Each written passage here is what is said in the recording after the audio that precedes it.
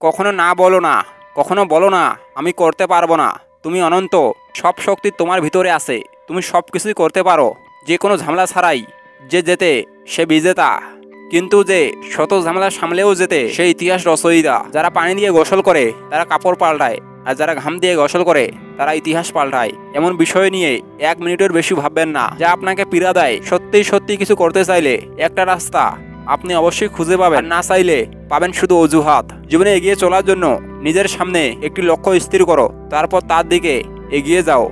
যদি আপনার সংকল্প দৃঢ় হয়ে থাকে তাহলে আপনি যে কোনো কাজকে সহজ বানাতে পারবেন। সফল মানুষ প্রতিভাবাদর হয় না, তারা শুধু কঠোর পরিশ্রম করে।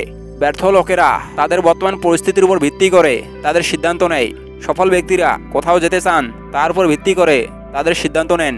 অধ্যাবসায় অত্যন্ত জরুরি, যতক্ষণ পর্যন্ত হাল ছাড়া উচিত না, যতক্ষণ পর্যন্ত তুমি বাধ্য হও। জীবনটাকে নতুন করে আবিষ্কার করার জন্য কখনো কখনো সব ছেড়ে ছুড়ে হারিয়ে যেতে হয়।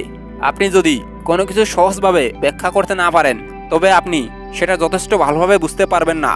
জীবনে চলার পথে বাধা আসতেই পারে, তাই বলে থেমে যাওয়ার কোনো অবকাশ নেই। যেখানে বাধা আসবে সেখান থেকে আবার শুরু করতে হবে। 2 ধরনের লোক রয়েছে যারা আপনাকে বলবে যে আপনি কখনোই সফল হতে পারবেন না।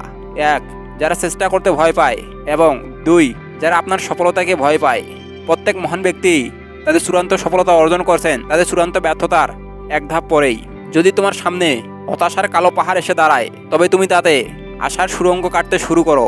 যদি তুমি নিজের অন্তর দিয়ে কোনো কিছু চেয়ে দেখো তাহলে তুমি এমন একটি রাস্তা খুঁজে পাবে যেখানে সমস্ত কিছু সমাধান রয়েছে। যতক্ষণ না কাজ সমাধান হচ্ছে ততক্ষণ পর্যন্ত তাই এক অসম্ভব বিষয় বলে মনে হবে। শুধু সামনে এগিয়ে যাও, কে কি বলেছে তাতে কান দিও না। নিজের ভালোর জন্য যা করতে হয় তাই করতে থাকো। আপনি যা চান তার জন্য কাজ করার সময় আপনার যা আছে তা নিয়ে খুশি হন। প্রত্যাশার আর প্রাপ্তির পার্থক্য হলো দুঃখ, তাই নিজের প্রত্যাশা কমিয়ে ফেলুন, দেখবেন আপনার কাছে দুঃখও কমে গেছে।